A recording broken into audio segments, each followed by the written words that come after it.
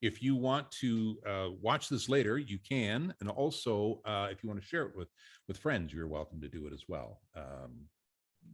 This whole hour. All right. Let's get at her. Pitter patter. Welcome to VoiceSpot. Thank you for coming. And ba-dum boom. And we're going to talk about what VoiceSpot is, who we are, and what we're doing with the new classes coming up for the rest of this year. First of all, I'm supposed to say follow us on social media. It's VoiceSpot. You can find us on LinkedIn, Instagram, Facebook, Twitter, and TikTok. And my name is Dan Wilmot. I was going to say, of course, of Dan Wilmot, but maybe you don't know me yet. But if you don't, hi, I'm Dan Wilmot. I'm going to be your moderator tonight. I am known as strong, solid, comforting for many reasons. I'm an international award-winning actor, voice talent, and coach. I've been the founder, inspiration, I hope, and the designer of the classes for VoiceSpot and also Wilmot Communication Services. And I generally do a fair bit of stage, film, and television. Most recently, done a couple episodes of In the Dark.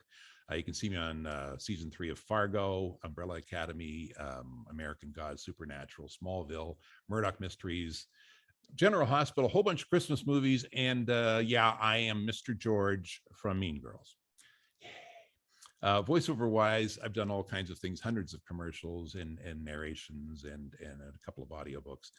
You can hear me on the Real Canadian Superstore, Volkswagen, Fox, Cedar-Sinai Hospital in Los Angeles, Smarter Than a Fifth Grader, if you remember that, CMT, MTV, CTV, CBC, and many, many others. I also participate in an organization called TAP, the Actors Place, and also TAP Fest Film Festival. That's where we facilitate actor workouts on a weekly basis, online and in person here in Toronto. And for more than 30 years now, I'm not going to say how many more, I've been coaching and teaching broadcasters and actors and voice artists and corporate leaders across Canada and the US to be themselves, be real, and be extraordinary. A lot of the same principles work across all mediums. VoiceSpot, which is what we're talking about tonight, and the voice classes that VoiceSpot offers, was originally designed as a resource for voiceover that started in the mid-90s, the last millennium. And we also started classes in 1996. Now, the original goal was to build a voiceover community because I felt that working together, we could accomplish a lot more than if we worked alone by ourselves in a dark little room somewhere. So that was the original idea. And through the classes, we offer a safe environment to help you tap into who you are and what you already know. Basically, build the confidence to be yourself. And that's the way your unique voice will stand out, and you'll be able to speak from your heart with confidence. VoiceSpot's goal is quality voiceover training by professional voiceover artists, folks who actually work and continue to develop their skills here in the industry. Now, over the years, we've built a community of very talented working professionals to help mentor and develop new talent. Each of these facilitators are working voiceover professionals, and each of them have their own unique specialities. They each have their own superpowers, and we do that because they complement each other. And that way, as people go through our programs, you learn different skills and different skill sets and ideas from each of them. So that way, you can start to build what works best for you. Basically, the topic for tonight is what is VoiceSpot, what are the classes we offer, but how to get into voiceover. Traditionally, our classes have been performance-based, but the industry's been changing.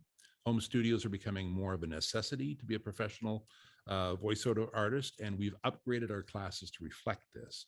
And also because of the restrictions, a lot of studios now, in the studios now, that we've expanded our classes on Zoom, and so now you can take your classes anywhere.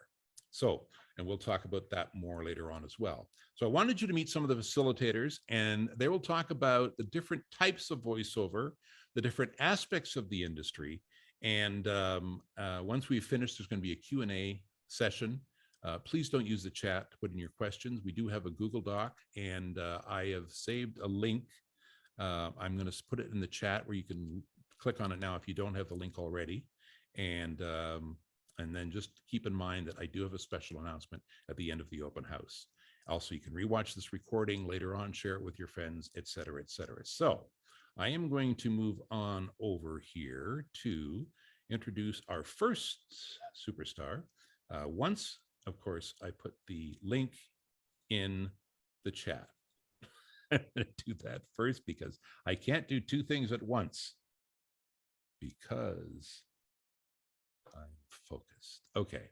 First off, we've got Dana Negri. Dan, you just sent that in private message to me just to change the thing to everyone. And did you get it? I got it, yes. That's but it won't fantastic. be useful to anyone else. Okay, so let me see. How do I send it to everyone in the meeting? I just click everyone in the meeting, do it again. This is why I have helpers. Because I'm the friendly face. Okay. I'm sorry. Dana Negri, ladies and gentlemen. He's been performing in one way or another for, well, since he was about 5 years old, I guess. And as his time went on, those creative energies were become more and more focused as a voiceover artist. He's a graduate of our program. In fact, I've known Dana now for what, 20 years? Almost 20 years, if it isn't 20 years already. I do remember very early on, you invited me to speak. He was a teacher at a junior high school, was it at the time? Senior high school. Well, it might have been a junior senior, yeah. It was, I don't know, some high school. And I went there to speak. And I can't remember if it was acting or voiceover I was talking about. And I used a lot of bad words, which the kids thought were really cool. But apparently the parents weren't as keen on it. But anyway, he's a graduate of our program. He did so well and was so keen and has worked closely with me over the years that he became an instructor quite a few years ago now. And he now works all over Canada, the US, and in Europe, representing a top bunch of brands and different kinds of clients all over. He was nicknamed the Master of Instruction. And that came about because he got his master's in education and also all the work he's done in facilitating and teaching our classes here at VoiceSpot. He's been excelling in voicing commercials, audiobooks, multiple types of narrations, all kinds of e-learning, as well as, and this is one of the most important things we like about Dana, is that he champions new talent as a mentor to all of the ones around him. So he says he's been having a good time. So I introduce you to Dana Negri. Thank you, Dan. Thank you for that wonderful introduction. And very nice to I was going to say meet you, but I guess meet you, video meet you folks today. So one of the things that Dan and I discussed that I would talk to the group at large about is training in the different types of voiceover. Sort of with my background as being an educator for over all these years, to the foundation of anything that you do has to be strong and it has to be valid.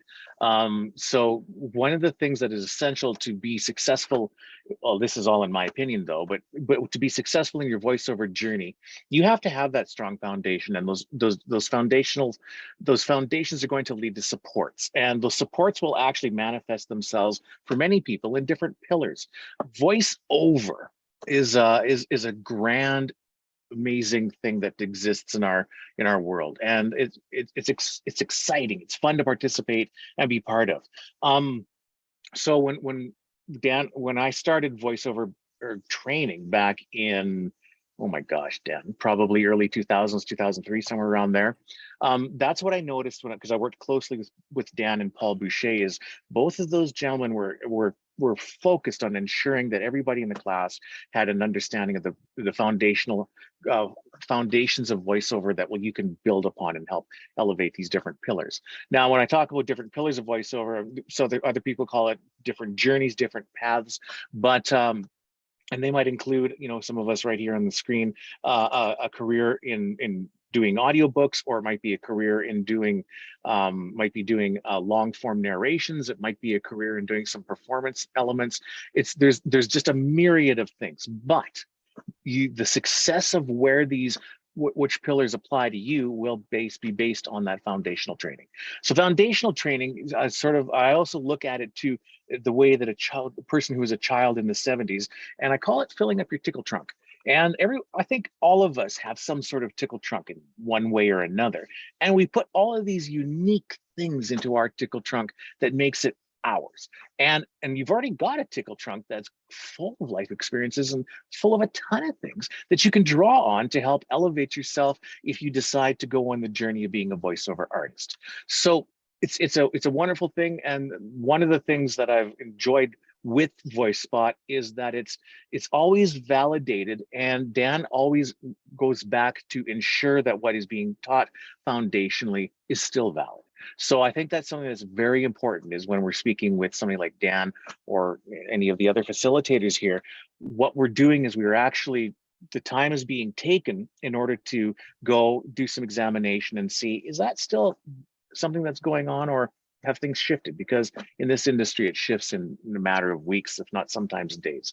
So with regards to training and just elevating it too, so with VoiceSpot, I've taught a number of level 1s and level 2s. I think I taught a level 3 somewhere in there, but at any rate, level 1 and level 2 are my primary focuses, and to open the door, and to like level 1 in some ways, it's just kind of kicking the tires. You know, it's the other side of the glass, as we like to say. So the glass being in a recording studio, and so many of us are on one side of the glass and we don't perform another. And it gives you a chance to go and see what it's like inside these things in our mind and in our world. So what happens with the training? Well, the training it sort of uses, well, it uses commercial voiceover as sort of the gateway, gateway drug, because what happens is in level 1 and level 2, commercial kind of squeezes in all of the foundational elements that we were just having. I was just talking about, or referring to, beg pardon. And what it does is it sort of expands from commercial and leads outward, just almost like I said, like pillars moving up. So from once there's an introduction of what voiceover is through the commercial work and the commercial standing, and then we start to teach people what some of the what we call the foundations or the essentials, or the givens is my term, of voiceover. So it kind of gets that taken away. It's kind of, you know, if you want to write with the hand, you probably should have writing stylus and some sort of cursive available to you. So it's kind of, you know, that sort of logic, but it moves it forward, and then it moves it into, there's all these different genres of voiceover, like we mentioned. You know, some of the ones I can think of right at the top of my head, like that I've done: commercial, narration, and there's different types of narration. There's narration for television shows. There's narration for corporate clients that do what we call a public face. If you go into some of the social media, they might just have an explainer video, or maybe they have a big screen at a trade show and they have somebody talking kind of as a theatrical release. So then there's also, with regards to narration, there's also what we call non-broadcast narration, where we're hired to tell the story of a company to people that are employed inside of the company. With regards to, and then we move from a narration style into an e-learning style. And, you know, taking an e-learning is one of these very interesting things, and maybe it's interesting because I was a former educator, but the e-learning style or the e-learning area is a massive world in and of itself, because you're reaching incredibly wide range of people. Now, you are in everything else, of course, but e-learning has a very specific intention, and that is to teach, and with the clients and with people listening to learn. So it's very, so like I said, perhaps as an educator, my focus is on sharing those stories, moving things forward. And then we, you know, from that, there's trailers, I've done promos, I've been a voice of radio station and things like that. So animation, characterization, audiobooks, oh my gosh, standing on the train of a train platform, and somebody's announcing the train coming up, or, you know, please put your bags in the appropriate area and please insert your debit card when you're shopping for groceries. As many whenever you hear a recorded voice, I actually remember Dan saying this, wherever you hear a recorded voice, that's voiceover. So, and I'm positive, you know, as you interact with your lives, you've heard dozens, scores, if not hundreds of different styles of voiceover. So that's sort of where I come from. Level 1, a little bit of kicking the tires. Level 2, it's people that have said, yeah, that was cool, I want to learn a little bit more, so a little bit more in depth. And then it continues to move you into levels 3, levels 4, and so on and so on. And one of the other things that I valued as a student, and I certainly do as a teacher / facilitator with VoiceSpot, is that every level is designed to have a different instructor teach it. So when a person signs up for the VoiceSpot journey, what they have is an opportunity to learn from a different person each and every time. I know I'm making this little rising motion, because ultimately what with people that are on this journey with us, and for especially for folks that are starting and moving right and they're brand new, they're looking to create something called a demo. And a demo is, and that takes a lot of practice. It takes a lot of time. It takes a lot of instruction. Again, Dan, I hope I'm not stealing something from you, but one of the things Dan shared is you don't play Carnegie Hall after a weekend of instruction on piano. And it's the same thing with voiceover. Carnegie Hall could be viewed as our voiceover sample, and that we send out to people saying, hey, look what I can do. This is my business card, and such and so forth. But when you're with VoiceSpot and you're doing the different levels and you end up with working with 4 or 5 different instructors, you get as many different points of view from as many people as you can, to kind of give yourself a chance to go, I really like that. I'm not sure if that's for me, and it allows you to create your own voice. And so when you get up to the point of your demo, it's you. It's how you sound at your best, and sharing all of those wonderful parts of your personality that would work in any of these different genres or these different pillars of voiceover. So if you hop on the journey with us, hopefully I get a chance to see you and work with you. And I can just say this with absolute confidence: if you join the journey with VoiceSpot, you will get a lot out of it and you will enjoy it. So that's my stuff. Thanks, Dana. I appreciate that. Thank you very much. You're welcome. Any questions? Again, put them in the chat, not the chat, in the document, and we'll come up with them later on. Next off is one of the fastest growing parts of voiceover these days is audiobooks. And you've been hearing a lot about audiobooks, and they have been growing and changing so much over the last few years. And I found one of the best coaches, I think, in North America. She may argue with me on that, but I don't believe her anyway, so because I know better. But Dawn Harvey, and that's a name you're going to hear more and more, and particularly if you like audiobooks, you've probably heard her voice already. I met Dawn many years ago when I did a play with her daughter, who is probably older now than Dawn was when I met her. I'm not sure. That was a while ago. It was A Wonderful Life. It was the play. And that's when I first met Dawn. She's a member of SAG-AFTRA. She's a member of UBC ACTRA. She's an actor, singer, voiceover artist, an award-winning audiobook narrator. As I've mentioned, she's been performing since childhood and continues to perform to this day. Over the years, she's studied acting for stage, film, and voiceover for multiple coaches all over North America. She's one of the people that I really admire, because she's always training. I mean, she never knows enough. She always trains, and she passes that training. Anything she learns, she passes that on to her classes. She's worked with the best. She has narrated over 60 audiobooks, receiving both earphone and SOVAS awards for her work. Additionally, Dawn spent several years in the oil and gas industry, holds both a bachelor and master's of law degrees. Yes, she's a lawyer, so don't cross her. I've learned that the hard way. She's passionate about sharing her knowledge. She really is. She gives more than she's asked. Dawn developed and taught several law classes before turning her talents to the world of voiceover. She joined VoiceSpot in 2014. I approached her a couple of years before that about doing a class, and it took us a couple of years just to get it together, because she is very, very meticulous. Very meticulous. She developed a 2-day workshop and a business of audiobook narration at that point in time, and that turned into a 2-day art of audiobook and a 1-day business class. She's taught these workshops multiple times through Western Canada before moving online because of COVID, of course. And in 2017, she began coaching privately with students from across North America and around the globe. And in 2019, she began directing audiobook narration. That's another good reason to get to know her. And she has directed 7 titles to date. She's currently the co-chair of the education committee for PANA, and recently formed and fast-growing Worldwide Association of Professional Audiobook Narrators. She's also a founding member of the Clubhouse group Canadians Talk Audiobooks, which meets on the second Sunday of each month at 4 p.m. Eastern Time. I've got so much more I can say, but I'm just gonna let her start talking, because she's got lots to say herself. Dawn Harvey. Hello. I'm a good talker, I gotta say. I do a lot of that. And you can hear me. Good. So I actually took my very first voiceover class with Dan Wilmard at VoiceSpot Studios. So then several years later, I approached him about teaching for VoiceSpot, you know.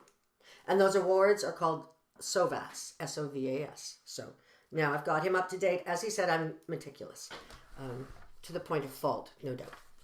So also, as Dan had indicated, audiobooks are the fastest growing voiceover genre and have been for over a decade. I started my training in audiobooks in 2009 and started actually recording audiobooks in about 2011.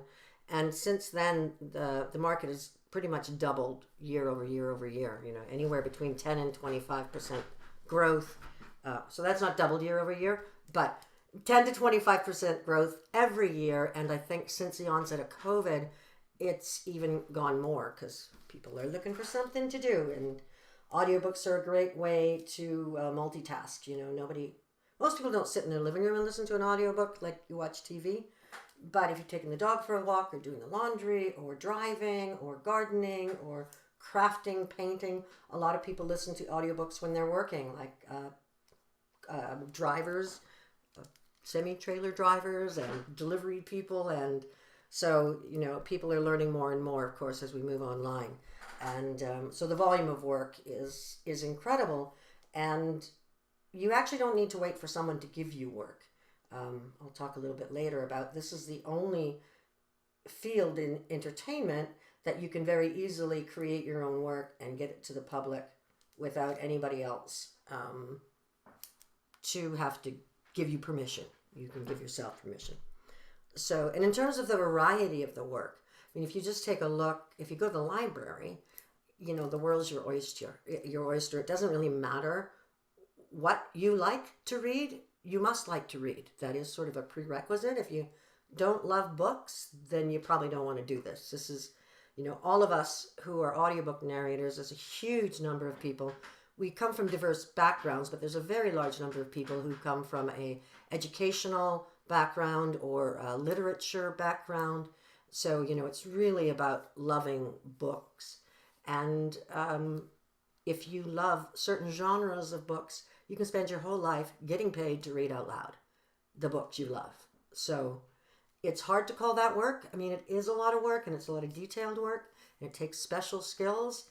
But, you know, if you get the appropriate training and you like to read and you like that level of detail, then it's a brilliant place to spend your life. And you can, you know, be like, oh my goodness, how can I read Betty White and just work till you die? Because as your voice changes, you know, the genres of books available, your voice may change, and then you just do different books.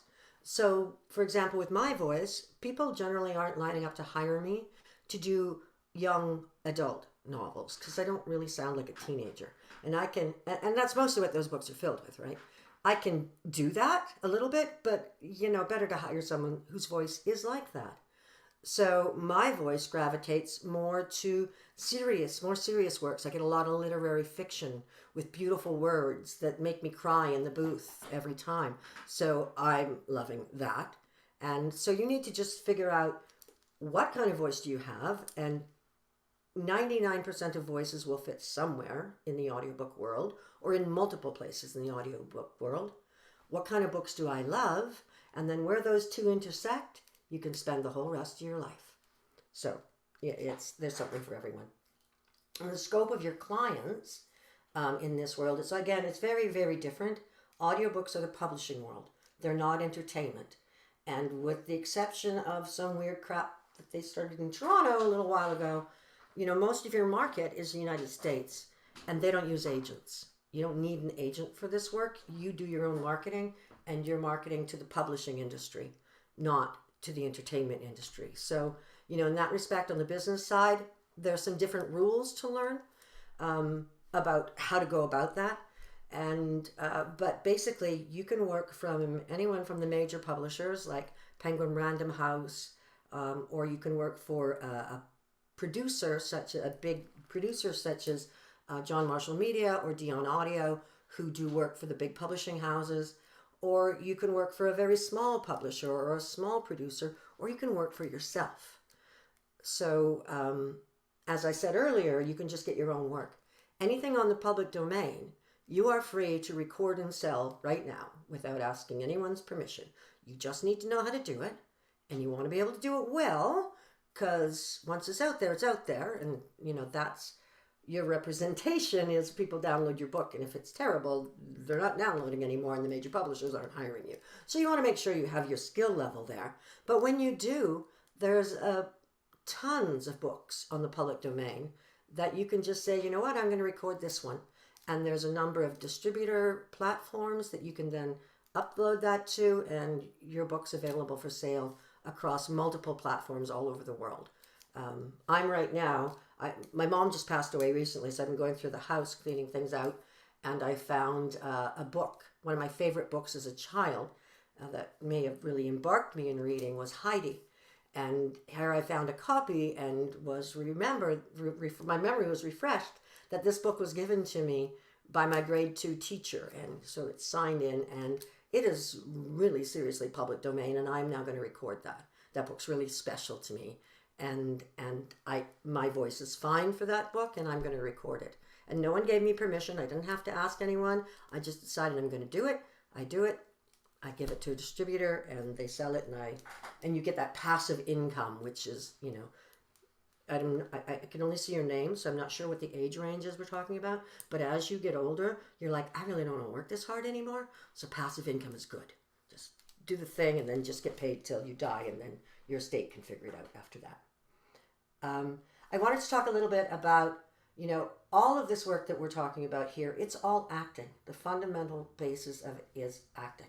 And audiobook narration is going to be the hardest acting you've ever done, because most acting, and as Dan said, I do film and stage and all those things. I only got to be one character. I only have to learn that character's mannerisms and personality and goals and objectives, and I only need to know that about one person. In audiobooks, most of the time, I got to know it about everybody. Every single person in that book has to be a real, live, believable character. And I have to get from character 1 to character 2 to character 3 back to character 1 quickly. I'm not cutting and pasting that in, because then you're making about 2 cents an hour. So, and studio, if you're working in studio, they're never bringing you back. So it is such a challenge from an artistic point of view, and requires a lot of preparation, so that when you get into that booth, you get into the subtext of the story and become the people in the story, in the place where it's happening, and just let yourself go with that flow. And, so it's going to it'll take a lot of work to get to that point where you can do that. But once you can, you just become a vessel through which the story flows. And it's pretty fulfilling. One of the things about audiobooks, it's a lot of work. Every book takes a lot of time to prepare. Yes, you have to read it first. Of course, you can't tell a joke if you don't know the punchline. You need to read the book. You need to understand the characters' relationships to each other, whatever voices. Sometimes you're having to learn accents. So you do a lot of work before you get into the booth. And so you're not going to get paid as much as you're going to get for, 30-second national spot.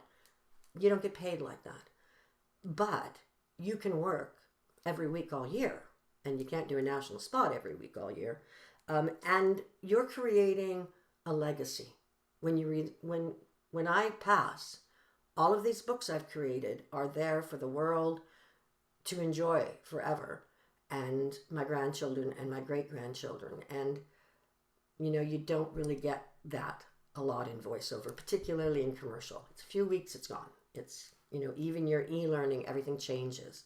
But when I voice a book, like The Wife, which I did, or some of these other iconic books, they're there forever. And so there's a real passionate love for books that you're going to find in the audiobook narrator community, which is very tight-knit, very close, very welcoming, very, I've just, as Dan mentioned, I've just become the co-chair of the education committee of PANA, which is a professional audiobook narrators association that just started last fall, and we're already at 600 members from around the planet.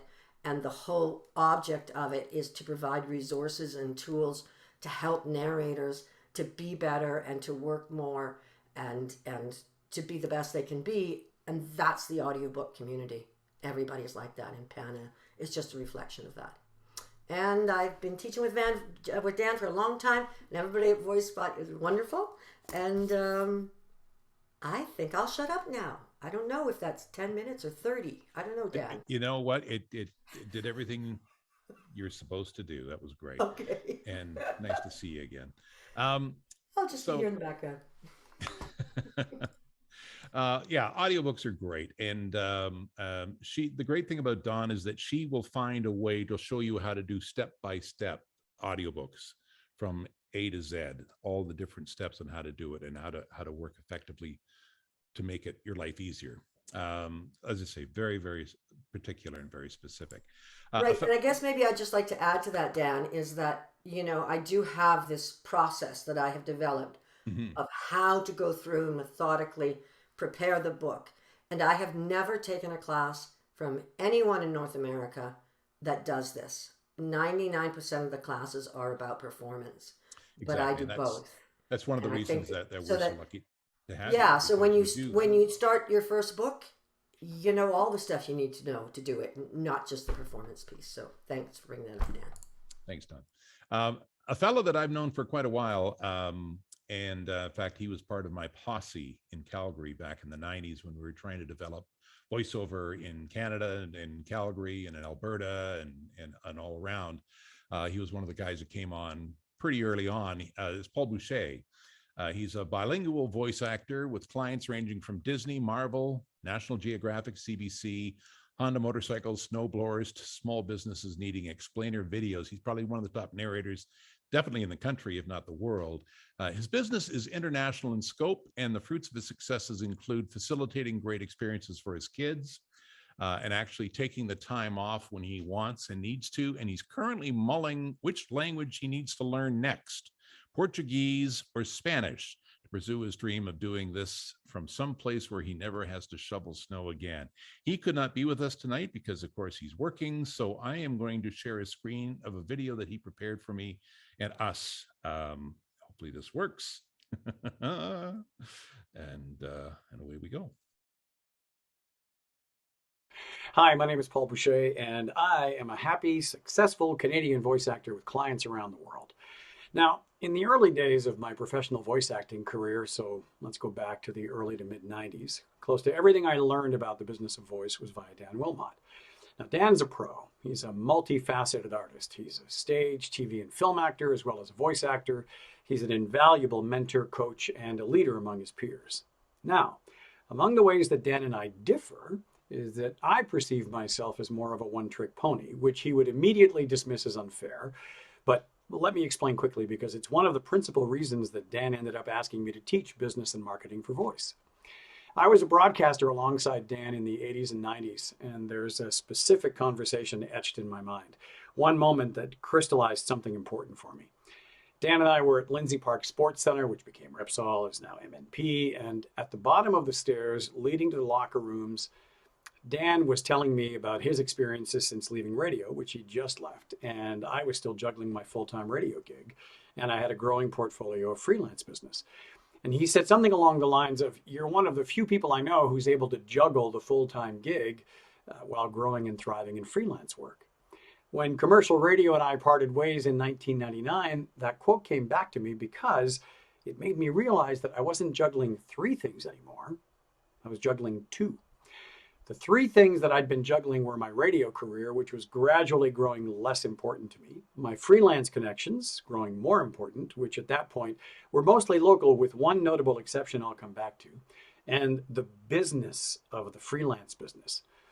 Without realizing I'd been doing it, I'd been extrapolating all these communication skills from radio into sales skills, relationship building skills, and an understanding of expediency, service, and efficiency that I was able to almost directly transfer to my business. The other thing that I'd picked up while working in radio were computer skills, a tech savvy that would prove invaluable when most people were wearing their internet training pants for 10 years, starting in the early 90s.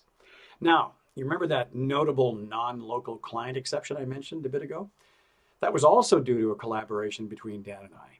Dan and I were among the first, if not the first, two independent voice actors to have their own virtual recording ISDN setups. The explainer video version of that is that it allowed us to record in full quality to any studio in the world with compatible equipment from where we were. Now, Dan and I didn't have a ton of people take us up on it, but our first inbound client turned out to be none other than Disney. They had actors on the ground in Calgary, and rather than fly them back to California to record a promo and then fly them back to Calgary, they recorded it remotely using our technology. That caused an epiphany for me. If Disney could find us, all we had to do was find other companies and let them know we exist. So I started publicizing the availability of that setup on my website in 1996 or 7, which was actually a thing back then. And in fairly short order, I got my first remote client, a legitimate pharmaceutical company from Mexico that needed an American voiceover for a trade show presentation that they were going to be using in Europe. That oh my God moment precipitated needing to know about international pricing, accepting payments in US dollars, and so many other things that I really hadn't thought about up to that point. Now, take that set of experiences I've just described, right? Think about the formula you'd have to invent to take it all in. One mentor/business partner, plus serendipitous business opportunity, plus tech and internet skills and comfort with remote communication before anyone else even knew what email was, plus close to 20 years of experience with numerous other very patient mentors in and out of radio. And in my case, the coup de grace, the genetic accident of me being fluently and unaccentedly bilingual, except for the word unaccentedly there. I don't know. Anyway, it equaled a launch pad for a successful freelance career. It was never one thing or one set of skills. In the end, I was a competent but definitely still evolving voice actor, and I still am. I still take classes all the time to build my performance skills. But I loved the other pieces too. And I was a geek. So a lot of the remote relationship building came naturally to me. I loved the fact that I was no longer beholden to an employer whose choices made me question my life choices on a daily basis. So Dan watched as my freelance revenue grew, and we stayed in touch, and eventually he thought that to complement the already remarkable classes that he'd created to help mentor the voice acting community in Calgary to a more professional place, he asked me to teach the piece that alongside performance is invaluable, the business piece. How do you grow the business that has become your career? Now, it's important to mention at this point that no two people will take the same path to success in the voice acting business. And like in every business, more people will hit the ditch than make it. But if you think about each of the facilitators in the VoiceSpot roster, they all have at least one skill that sets them apart, that allows them to succeed both as artists and as their own business managers and agents and business development officers, whatever you want to title that. In my case, I'm a voracious reader. I love learning about nearly every little thing, and I love the idea that I can help to pass that on and teach that content in either English or French. Keep in mind that a lot of my business quite accidentally wound up being e-learning because I was on the air in this market and people didn't want to use me for commercials because I was on the air and my voice would be everywhere. So I wound up doing a lot of non-broadcast narration, and that grew into the foundation of my business. I love also that I can reach out to about 20 people every day remotely and still have close enough bonds that there's a trusting rapport constructed that results in successful, mutually beneficial business relationships. So in the business and marketing class, I like to think that I help prospective voice actors build the foundation for their own versions of success. In some cases, I can tell that I'm setting a tiger loose. There's no shortage of successful grads who've made their mark in the industry in various ways. In other cases, there isn't enough Red Bull to keep those people engaged, even in the class. And I know I'll likely see them again, and perhaps a third time, when they realize that show business lives up to the cliche. It's 95% business, 5% show, even when you're the show. In the class, I cover things like a business plan and how it doesn't have to be anything like that looks like your dad's or mom's idea of a business plan. But the idea is to have a plan, work the plan, evolve the plan, work the plan, and rinse and repeat. We cover some of the emerging and current realities of the business, like setting rates that won't relegate you to being an also-ran on freelance sites like Fiverr and Upwork before you even get out of the gate. I show why having minimum rates that are accepted around the world will lead to a sustainable career that you'll be happy to work in, rather than make beer money in, and again, question your life choices. We cover home studios in a general way so you know what's possible and what the entry points and the barrier to entry is. Now, here's a spoiler for you. It's a lot lower than you might think, but there is still an investment to be made, maybe a couple of investments, and I'll point you to the areas that you need to prioritize to make a go of it. We talk time management, how to make yourself visible to the world, what you need to be credible and taken seriously. And a hint here is don't have a freaking Hotmail address as your business email address, among other things. We'll talk about online casting sites, your site, agents, business managers, virtual bank accounts, so you can get paid in whatever currency your clients want to pay you in. We'll talk about never working for free, ever, where you can go for industry intel, and just a whole lot more. So after you've worked your way through the performance classes, and I encourage you to take all of them, and then to keep taking classes from reputable instructors, I'll see you in the business class so you can start to figure out how to let people know all about those shiny new skills. So I'll see you in the business and marketing class for VoiceSpot. It's a privilege to teach it, and I relish my association with Dan and the various other facilitators at VoiceSpot. See you soon. Thanks, Paul. I really appreciate that. Yeah, and he's one of the few people who can do a business class without making your eyes glaze over. Even if you don't understand, you can always ask him questions, and he gets you there. So that was Paul Boucher, and last but not least, one of the new ways the industry is moving is we're talking about home studios. I looked at a home studio 25 years ago. And it was going to cost me $25,000. It's not anywhere near that anymore. I mean, you could, depending on how much you're making and what you want it to sound like. But it's becoming a fact of life, not just because of COVID, just because if somebody needs something like that, if you've got a home studio and they know it, they're going to call you. Anyway, I wanted Doug Denance, who, well, let me give you a bit of his intro here.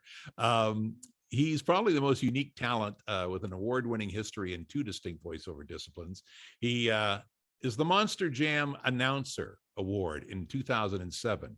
He's got that voice you hear, Sunday, that guy. Hollywood International Award for Independent Documentary Narration for Antarctica in 2017. He regularly records voiceover projects for clients around the world while performing consistently as a live and event announcer, most notably or notoriously as the voice of the monster truck shows that you and take your kids to, or maybe just as a guilty pleasure on your own. As a result, Doug provides his clients a skill set not typically found in voiceover alone. He's thoroughly experienced, well-trained voiceover professional, combined with his live announcer abilities to quickly adapt and dramatize. And he's very good at dramatizing. Working from a professionally equipped private and portable studios, Doug voice versatility has served hundreds of projects ranging from commercial to narration to animation.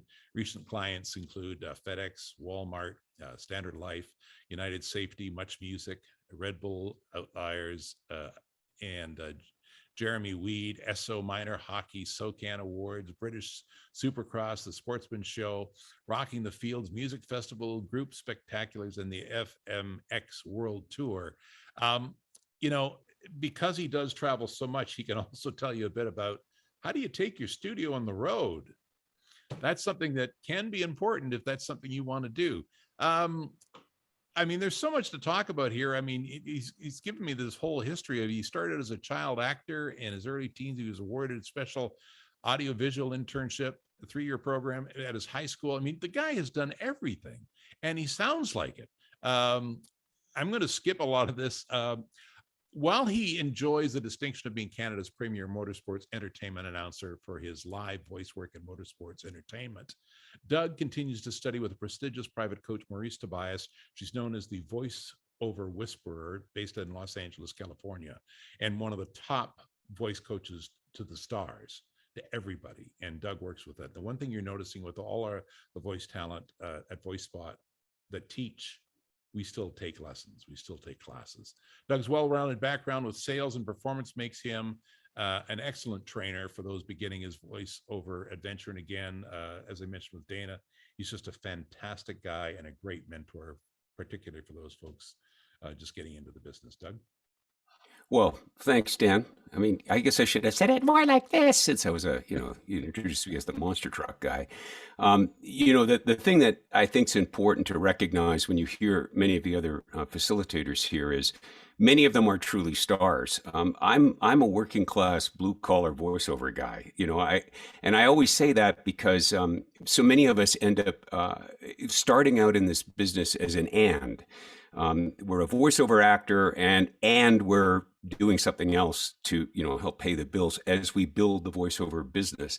I still am an and. I'm still a live announcer. As a matter of fact, I'm leaving for Sydney, Nova Scotia tomorrow to announce monster truck shows and so on. So the idea of that you're just going to suddenly take a bunch of courses, produce a demo, and the world has been waiting for you to break into voiceover is really not true. I think the idea being is as many of us, and I'm perhaps the best example of it, continue to do other things as well as voiceover as we build our careers. So again, I don't have the skill set of Dawn, who's able to read wonderfully. I'm dyslexic. I am not bilingual.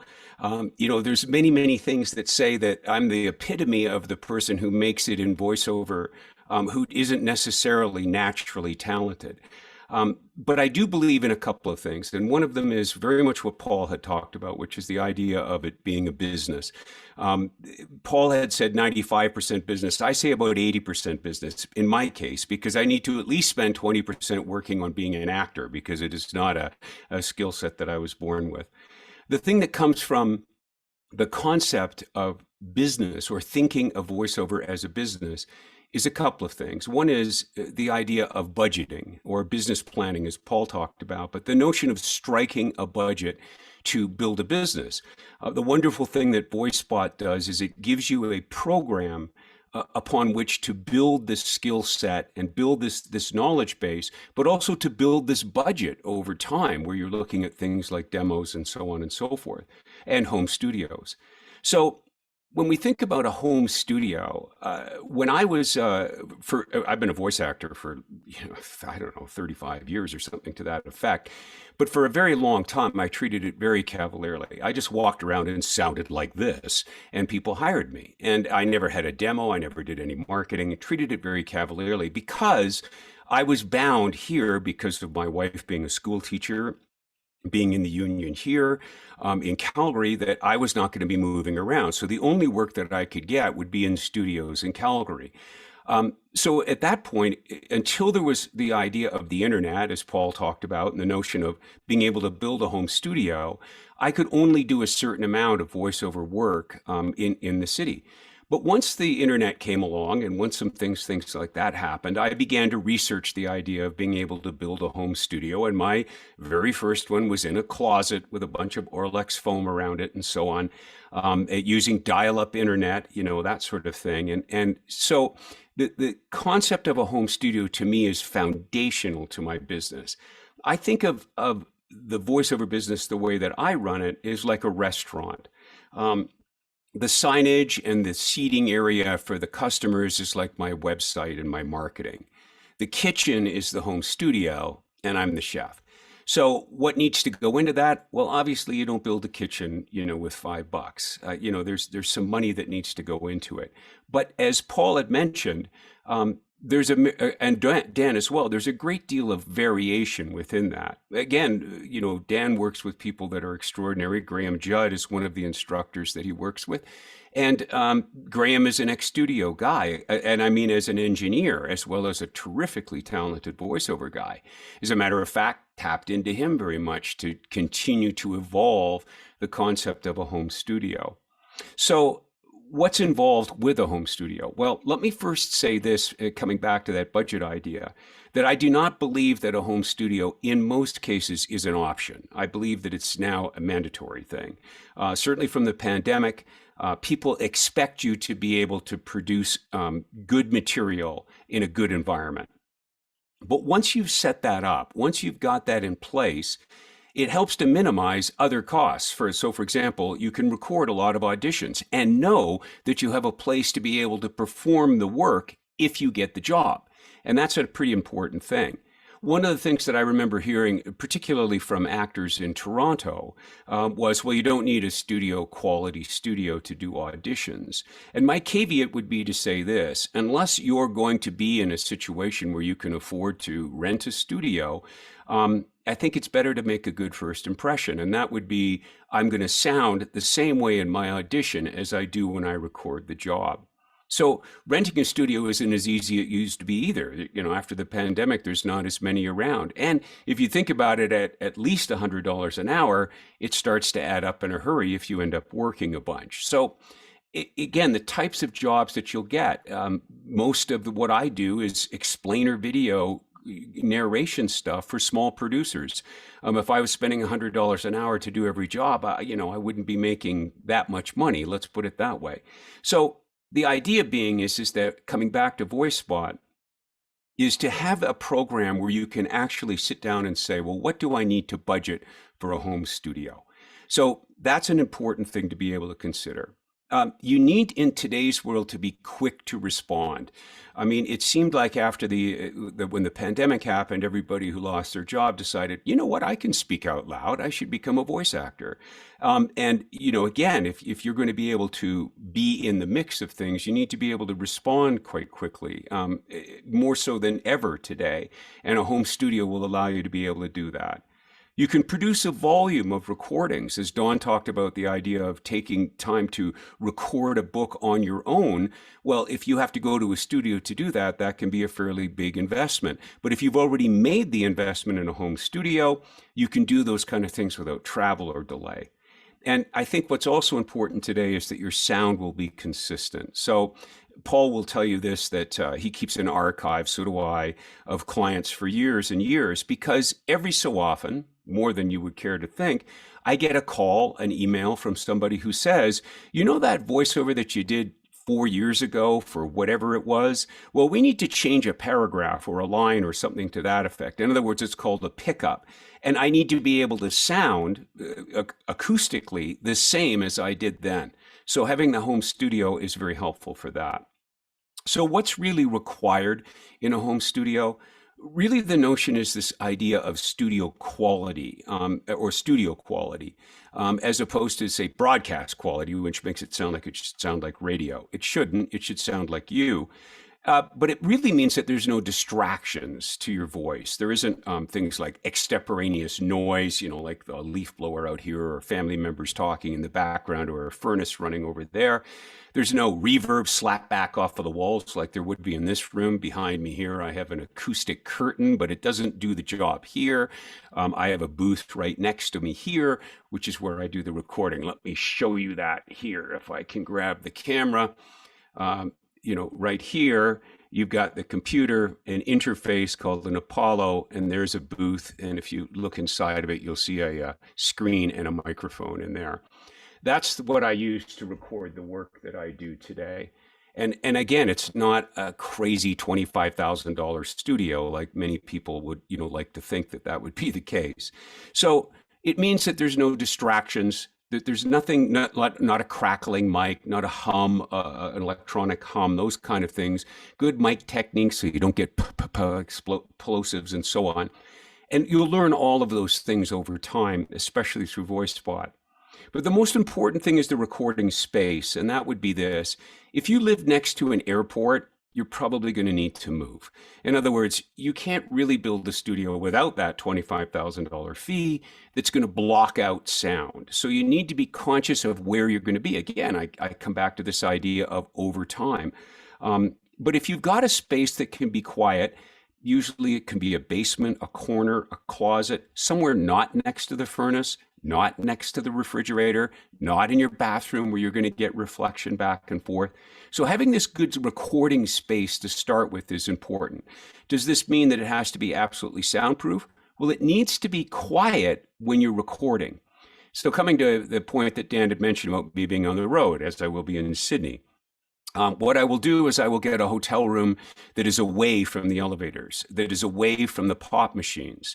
I'll plan to record very late at night, usually about 2 o'clock in the morning, where the idea being is the building will be quiet except for the HVAC, and that would be the sound of the building. So I don't want to be on the very top floor near the fans that are on the roof. I want to be able to shut the heating and cooling off in the room. And then I will construct a pillow fort. In other words, I'll build it out of pillows, blankets, and so on to create a little recording space, put a blanket over my head, have a microphone like this one in the booth itself, take that Apollo interface that you saw and the laptop that you saw with me, and that's how I'll record on the road. To give you an idea of how that can work, if you're looking at the idea of a quiet recording space, as I mentioned, with those caveats, building something that helps to, minimize the slap back off of the walls.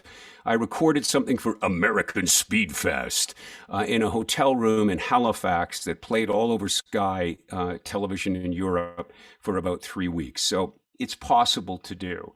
I'm not suggesting that that's how I'd like to record all the time, but that's a way to do it. So the thing to look at from there is, well, what do you do from the treatment points of view? Many people will start out with things like, PVC pipe and blankets hanging over to catch the sound that's in that quiet space. A decent microphone, does it need to be a Sennheiser 416? No, but it needs to be something better than a dynamic mic like or a USB mic, which can have noise to it. So there's a budget situation there. You need to have an interface, as I pointed out, that thing below my computer, to plug that microphone in. Typically an XLR condenser microphone is where I would recommend to start with. And then the idea being is that you've got to have a music stand, a set of headphones, a few things like this. But once you've got that quiet space, you are halfway there when it comes to the idea of a home studio.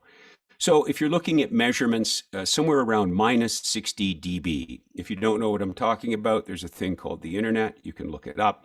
Most of the time you can record what's called room noise in an interface such as Audacity, which is free on your computer through your microphone. And you can then look to see where that noise floor is of the recording environment that you're in. There's many people to help you with this. For example, there's the World Voices Organization, which certifies studios. There's pro engineers who are doing voiceover home studios all the time, guys like Dan Leonard, George Whittam, Uncle Roy Yokelson, Cliff Zellman, many others. Who can give you help with this. But the big thing is that if you start the research for it now, as you begin the program, as you carry on through developing the skills that Paul and Dan have mentioned, that the idea being is that over that time, you can set out a budget, take a look at a beginning home studio, have that quiet space or perhaps need to move, and then boom, when you're ready to go to that point, you're ready to go to that point. So I hope that helps from the idea of home studios. Again, I look forward to any questions that you have. The areas that I teach is level 2. I'm always the guy who's said to Dan, look, if they get to level 2, I need to tell them about the business stuff because they need to be able to have time to plan that out and develop a budget for that. So I hope that I get a chance to be able to see you in level 2. And I look forward to the idea that you will go down that path and learn the journey. Let me just simply end with this. If I can do it, anybody can do it. Dan?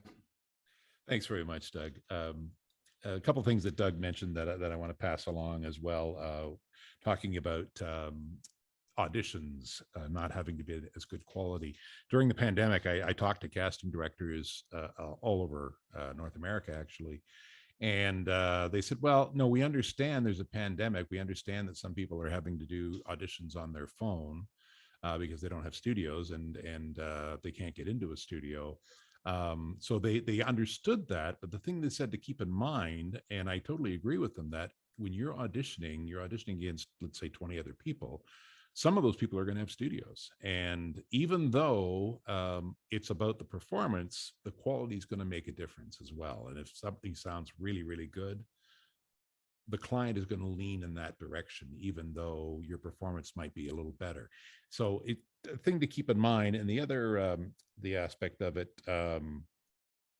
about having a home studio, making it something important because it's the reason is here's a little story for you. In the 90s, a friend of mine said, get a cell phone. And I thought, they're very expensive. I don't really want one. He says, believe me, it'll change your business. Get a cell phone. And I didn't get one. And for Christmas that year, he got me a cell phone. Although I still had to pay for the $250 or whatever it was a month back then to do it. But what happened was that I wasn't expecting is that the studios, when they in the town, when they knew that I had a cell phone and they could get me instantaneous like that, they would call me for last minute jobs. And I'll tell you, within 3 months, that phone was paying for itself and then some. And the sort of the same thing is with home studios. Now, home studios have been around forever. We've been getting into them more and more and more, particularly in the smaller communities, certainly in the last 10 years. But when the pandemic happened, a lot more people realized the importance of them. And it's the same idea. If somebody knows you have a home studio, I mentioned this briefly before, and they know they need a job or an answer from you right now, they're going to be more apt to call you if they know they can get an answer that you can do this job right now and get it back to them within a couple of hours. And that'll might increase your position over somebody who may be a little more experienced, but not have that availability. Just something to keep in mind. The industry is changing as we're talking about the home studios, and they are becoming a necessity. So we have changed the classes, as we always do. As the industry changes, we've upgraded the classes to include that aspect of it. Now, Doug was talking about the business aspect of it in home studios. Now, certainly since the pandemic happened, we started talking a little more about home studios, but now the classes that are coming up between now and through the end of the year, in our first 3 levels, we're going to have a component of home studios in them. The very basics in our level 1, a little bit more about them in the level 2, and then level 3 will give you the resources to find out how to have a competent home studio so that you can, not just audition with a good sounding audition, but actually start working from home. And that's something that we want to develop as well, along with everything else. I put the link in for questions. We're going to be doing questions in just a few moments. I just want to go through what's coming up and with the classes that we do offer. We have our level 1, which a couple of people have mentioned already. It's the voiceover adventure, we call it. It's the tire kicker. If you don't know if you want to do voiceover or not, it's the tire kicker. It's a great way to start. And here's the thing is, no matter what you do with our classes, or any voiceover class for that matter, the key ingredient of our classes is that we want you to build your confidence by being yourself, not trying to be somebody else, but being yourself. Who you are and what your experiences are, bring that into your performance. It'll make you unique, but you'll also feel more confident in how you speak. So even if you don't do voiceover, even if you just want to be able to do it for Zoom calls, for Zoom meetings, for being able to do something online, or even just speaking in a boardroom, it helps you in every capacity. So that's something that I've always believed in. We give you skills in how to be confident being yourself. The level 2 is a performance for microphone. It's get you started in the building your confidence and also developing different aspects of the industry. Level 3, you are the character. You talk about intention, your point of view, your attitude, and how to bring the characters you already have in your body into your performance. And what does that mean? Well, you talk to your dog, you talk to your spouse, you talk to your boss, you talk to your kids all differently. At least I hope you do. And each one of those are genuinely you, but they're each a character. And you can start tapping those into your performances to come up with different attitudes, different points of view, and just different characters as you're building it. Get into level 4, we call it making magic with your voice. It's all about narration. It's telling a story, e-learning, general narration, documentaries, that kind of a thing. And actually the forerunner of audiobooks. Level 5 is the demo prep. Taking everything that you've learned and start putting together a demo that best represents you. We have specialty classes. We have the audiobook class with Don Harvey, one of the fastest growing parts of voiceover. We have the business class with Paul Boucher, which we talked about, how to run your voiceover business with one of the top voiceover business people in the world. We also have things for just working out, virtual voice gym. We do it once a month. You get to practice, you get to work out with a coach. If you're preparing for an audition, it gives you a chance to run it by somebody. And also if you're preparing your demo scripts, getting them ready. We also have a loyalty card. If you do 5 gyms, you get 1 free. Also once per month is the audiobook performance workout. The very much the same idea, only with Don will take you through working through some scripts. For audiobooks, just to give you a workout. It's something to keep in mind, because sometimes doing the practice part at home alone doesn't always work. It's nice to have a little bit of discipline.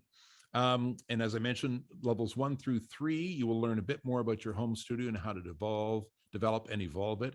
And now here's the special surprise I was telling you about. We're doing Dan's birthday sale, because it was my birthday last week. So we couldn't figure out what name, and that's what it is. So the code is Happy Birthday Dan. Doesn't matter if it's capital letters or not. But what that will get you from now until the end of July, $50 off any of our full price classes. And that doesn't include the voice gyms or the audiobook workouts. But any of our full price classes between now and the end of the year, you get $50 off with Happy Birthday Dan. The classes have just been posted today. I believe they're all up now. If not, they will be shortly. And you can use that Happy Birthday Dan until the end of July, but you can use it for any of the classes up till the end of the year. And it's $50 off any of the full price classes. Now, what I will tell you though, these classes are done on a first come, first served basis. So what we will do for you that you've been at this open house is that we will not announce that to the public for another week. So you have 1 week before anybody else finds out to take advantage of the Happy Birthday Dan sale. Next Wednesday, I guess, we'll be opening up to the public for whatever seats are still available. So again, I have to remember to join us on social media. I keep forgetting to say this. This is why they keep telling me to redo it. VoiceSpot on LinkedIn, Instagram, Facebook, Twitter, and TikTok. And I believe that is everything that I've got up thus far. If you have not asked your question yet and have one, we will put it on it. I want to bring back all the coaches. Dan, I And- just wanted to say I had a plugin breakdown, so I'm still adding classes to the website. We've got the first 2, the level 1 and the level 2 are up. Okay. But I am in the process of adding the rest. I'm frantically typing away right here. But yes, we had one of our Modern plugins technology. broke dramatically, so it put me back a lot. Yeah, so they should be up shortly. And Rosie works 24/7 all the time, not just for VoiceSpot, but also for many movies around town. So so she's exhausted. We should get Paul to help you out with all his technology and nerdiness. So questions here, keep adding them to, keep refreshing it. One question, do I have to have a good voice for voiceover? Who wants to take that on?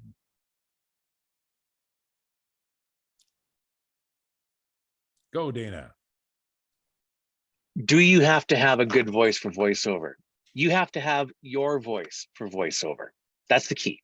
And your voice is the market value or the added market value to everything that you would ever do in the industry.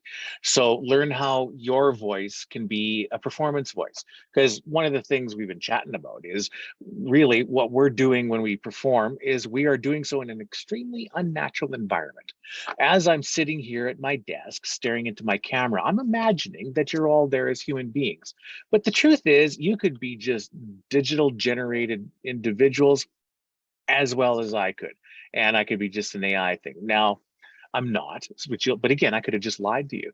So the whole point is to develop your own voice.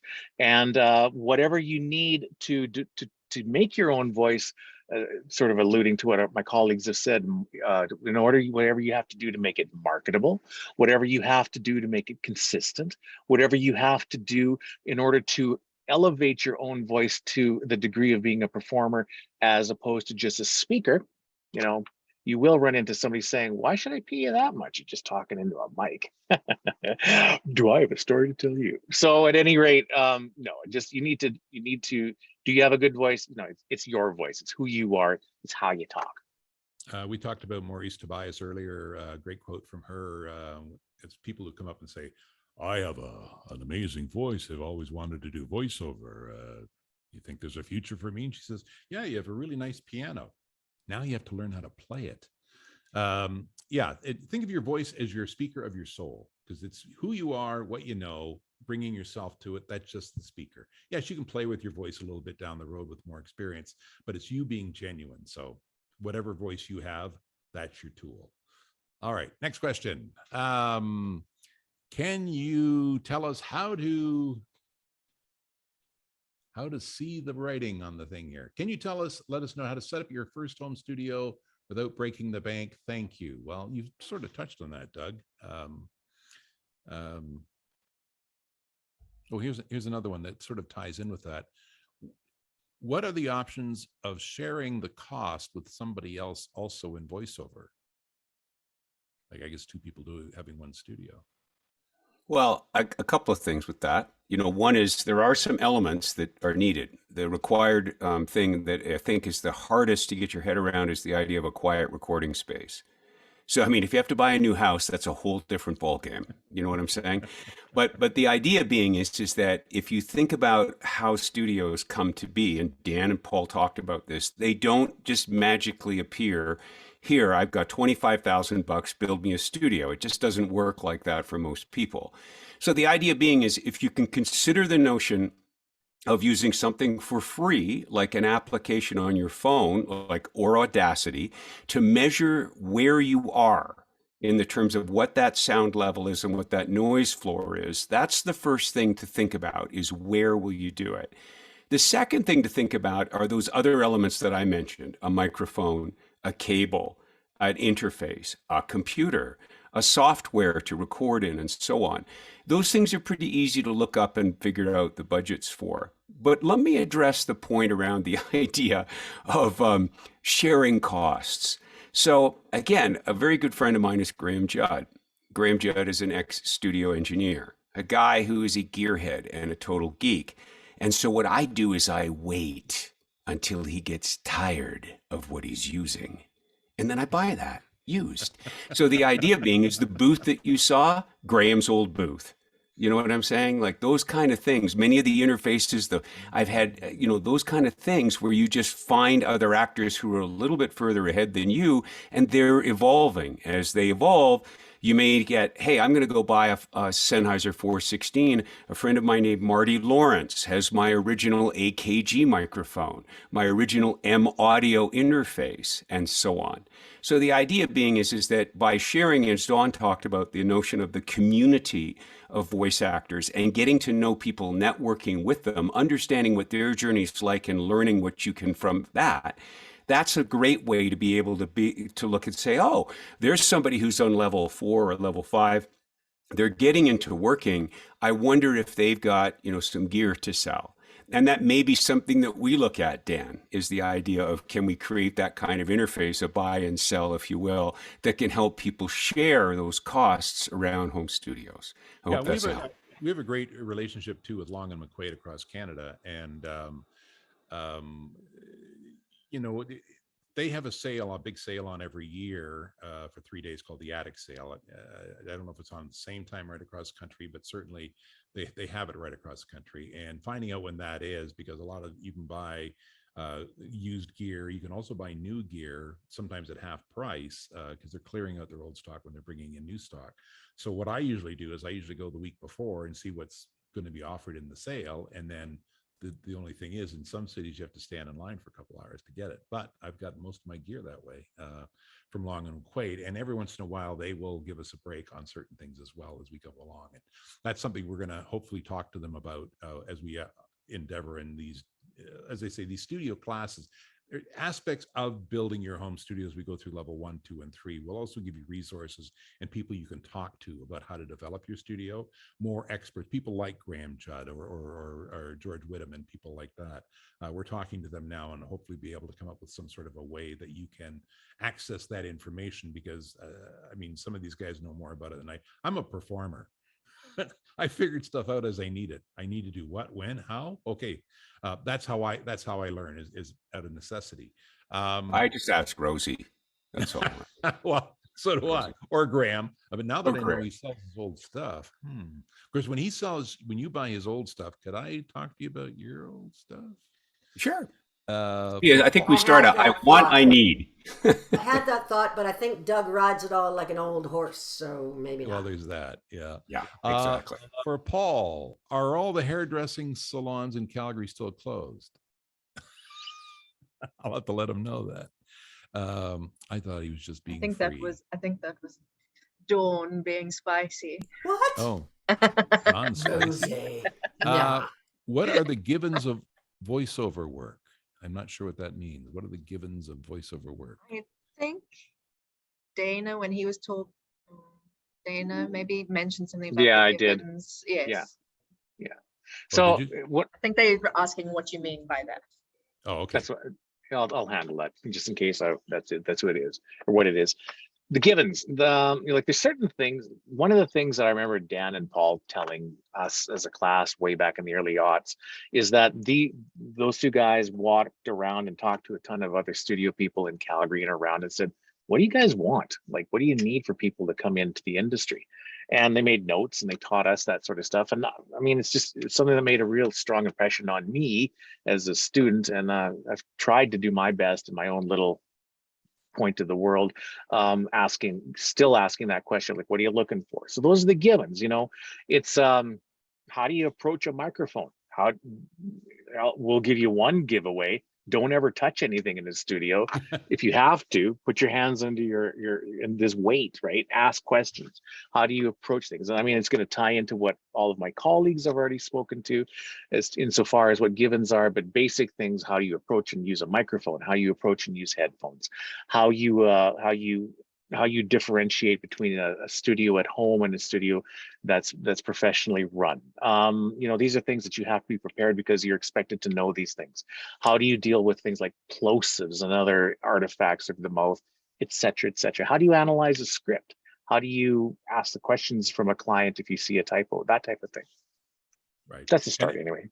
And keep in mind too that we still, I mean, all through the pandemic, I was talking to casting people right across North America, asking what they were looking for, what is acceptable, how do you get demos done when you can't go to the studios, all that sort of stuff. So that's we're still constantly researching. I mean, and yeah, some of it's altruistic. It's partly for the classes, but I'll tell you, sometimes it's just for us as well, trying to figure out what do we do now.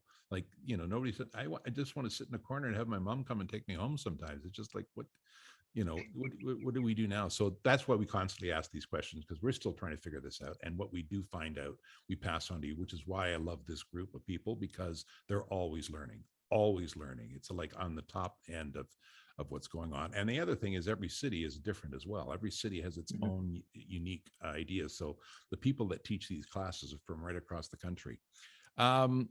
Does flexibility help with a demo? Are you trying to present consistency, i.e. impression, singing, and range? It's the different aspects of your personality. And here's another thing to keep in mind, Lawrence, is every demo, for each aspect of the industry, you have one demo. I suppose if you're in a very small market and you're trying to just get started, you could open it up a little bit, but geez, you've got to have it. It's very specific. They don't want to hear. You might have a character answering something in a commercial demo or something, but you don't need it to be very long. You need 4 different aspects of your personality, different ideas of your personality. So it doesn't have to be any more than 45 seconds long, but it's specific. If it's a commercial, you want 4 different aspects. Maybe you're a dad, you're a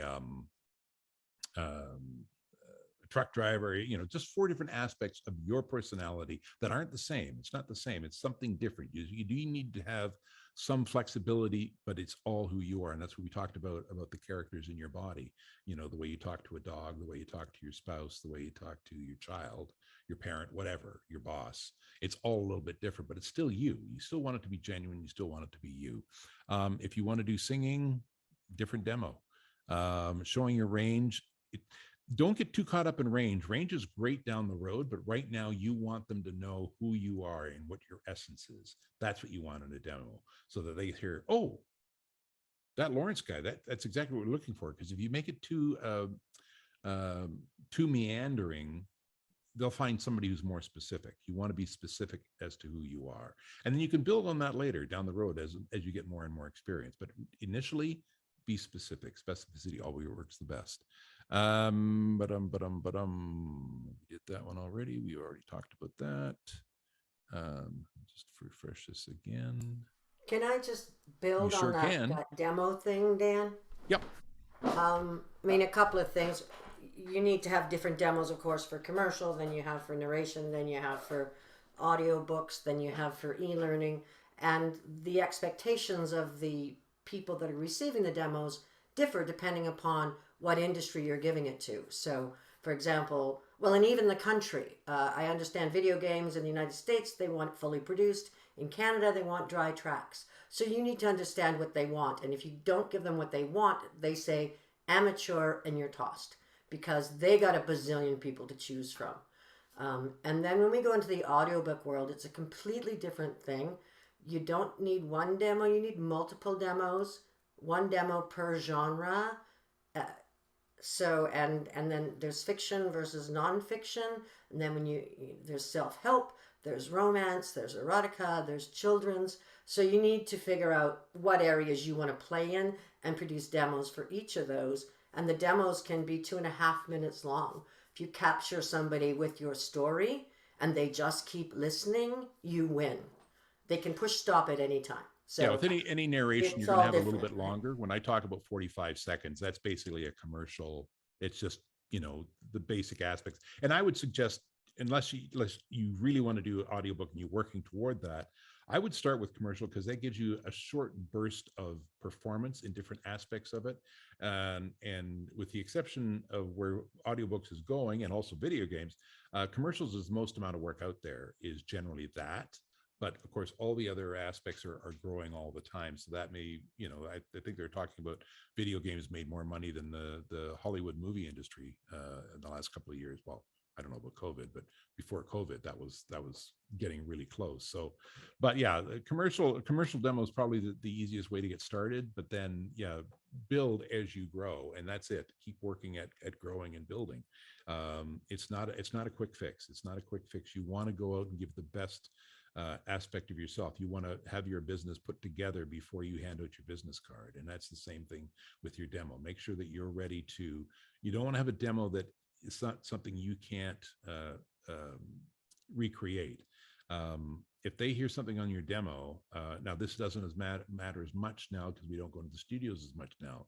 But if you're going into an audition in a studio, you're only going to get 2 kicks of the can, and if you can't do that thing on your demo, bye-bye, and they won't call you back.